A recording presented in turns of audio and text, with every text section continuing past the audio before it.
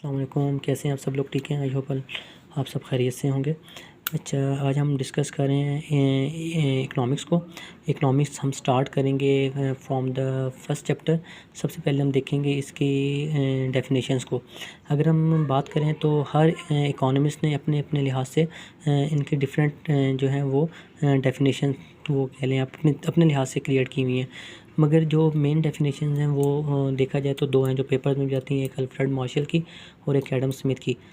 अगर हम इन दोनों को भी कंपेयर करें तो जो मोस्ट इम्पॉर्टेंट डेफिनेशन है वो एडम स्मिथ की है, क्योंकि ज़्यादा चांसेस होते हैं कि जो पेपर में क्वेश्चन पेपर में मेंशन नहीं किया जाता कि आप डेफिनेशन किसकी लिखें, तो हमने एडम स्मिथ की ही मेंशन करनी होती है, क्योंकि एडम स्मिथ की डेफिनेशन में पूरी इकोनॉमिक्स का आप कह लें कि पूरी डिटेल होती है। अब अगर हम एडम स्मिथ की डेफिनेशन की बात करें तो एडम स्मिथ ये कहता है कि economics is a science in which we study about. अगर हम एडम स्मिथ की बात करें तो वो ये कहते हैं कि इकनॉमिक्स में जो स्टडी की जाती है चार चीज़ों की जाती है। वो कौन सी चार चीज़ें हैं? Number 1 production, number 2 exchange, number 3 distribution and number 4 consumption. ये 4 क्या है? किन चीज़ों की? प्रोडक्शन, एक्सचेंज, डिस्ट्रीब्यूशन और कंजम्पशन, वेल्थ की। अब हम वेल्थ को आगे डिटेल में बाद में अगले लेक्चर्स में पढ़ेंगे, मगर अभी हम इसकी डेफिनेशंस को देखते हैं। अब सबसे पहले अगर हम देखें प्रोडक्शन ऑफ वेल्थ क्या है, सबसे पहला पॉइंट है production of wealth. Production of wealth का मतलब है production means the production of goods and services. यहाँ पे एक चीज़ स्टूडेंट्स ने याद रखनी है कि यहाँ पे बात हो रही है production of goods and services की। गुड्स एंड सर्विसेज क्या होती हैं? कोई भी जो होलसेलर होता है, रिटेलर होता है, कोई भी बिजनेसमैन होता है जो अपनी गुड्स जो क्रिएट्स ने प्रोड्यूस की होती हैं, अपनी सर्विसेज जो वो अपनी प्रोवाइड करता है अगेंस्ट चार्जेस के कह लें, अपनी इनकम के कह लें, for the sake of their income, तो उसको हम कहते हैं प्रोडक्शन ऑफ वेल्थ। अब प्रोडक्शन ऑफ वेल्थ जो होती है वो 4 फैक्टर्स ऑफ प्रोडक्शन के थ्रू ही होती है। अब 4 factors of production land, labour, capital and organisation है। हम इन चारों प्रोडक्शंस फैक्टर्स ऑफ प्रोडक्शंस को नेक्स्ट वीडियो में डिटेल से पढ़ेंगे, मगर अभी हम सिर्फ ये बता रहे हैं कि जो 4 फैक्टर्स ऑफ प्रोडक्शन हैं कौन से, जिनके थ्रू गुड्स एंड सर्विसेज को प्रोड्यूस किया जाता है। अच्छा, यहाँ पे एक चीज़ और याद रखनी है कि किसी भी एक प्रोडक्शन जो कोई भी जो एक है फैक्टर ऑफ प्रोडक्शन, उसके थ्रू हम कोई चीज़ नहीं बना सकते। फॉर एग्जांपल अगर हमने लैंड यूज़ की है, हम कह सकते हैं, हम कहेंगे यार लैंड तो यूज़ कर ली है, लेबर, कैपिटल, ऑर्गेनाइजेशन के बगैर हम कोई चीज़ प्रोड्यूस कर लेंगे, ऐसा नहीं हो सकता। हमने 4 फैक्टर्स ऑफ प्रोडक्शंस को यूज़ करना है, उसके बाद हम वो चीज़ बना सकते हैं। कोई भी जो बिजनेसमैन होता है वो प्रोड्यूस कर सकता है, प्रोड्यूसर। सेकंड वन है exchange of wealth. After production of wealth हम एक्सचेंज ऑफ वेल्थ करते हैं। अब एक्सचेंज ऑफ वेल्थ अगर मैं आपको सिंपली बताऊं तो वो ये होता है कि कोई भी जो प्रोड्यूसर होता है वो सिर्फ अपने यूज़ के लिए, अपनी रिक्वायरमेंट के लिए किसी चीज़ को प्रोड्यूस नहीं करता, वो हमेशा करता है बिज़नेस के लिए, अपनी बिज़नेस की रिक्वायरमेंट के लिए, अपनी इनकम के लिए, अपनी इनकम जनरेट करने के लिए।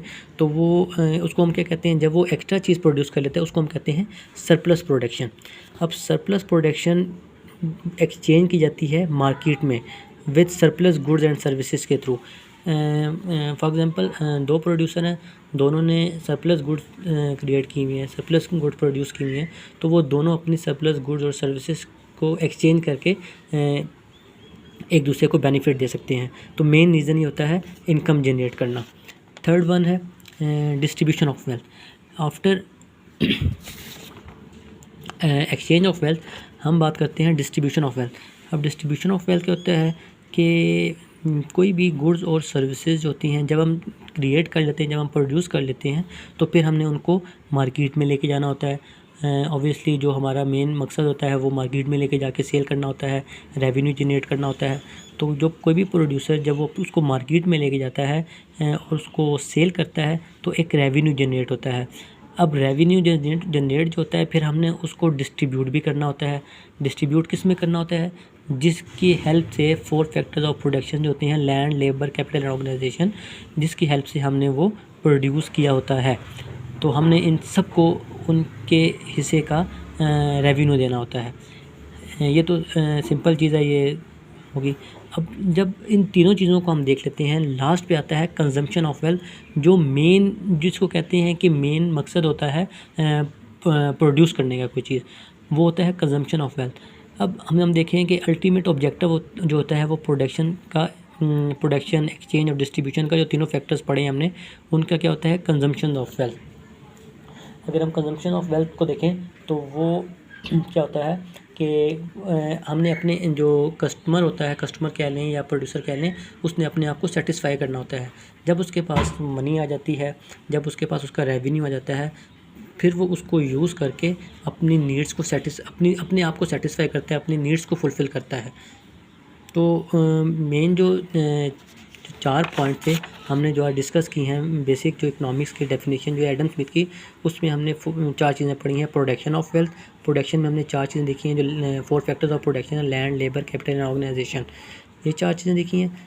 और ओवरऑल हमने प्रोडक्शन ऑफ वेल्थ देखा है, एक्सचेंज ऑफ वेल्थ देखा है, डिस्ट्रीब्यूशन ऑफ वेल्थ देखा है, एंड लास्ट वन हमने कंजम्पशन ऑफ वेल्थ देखा है।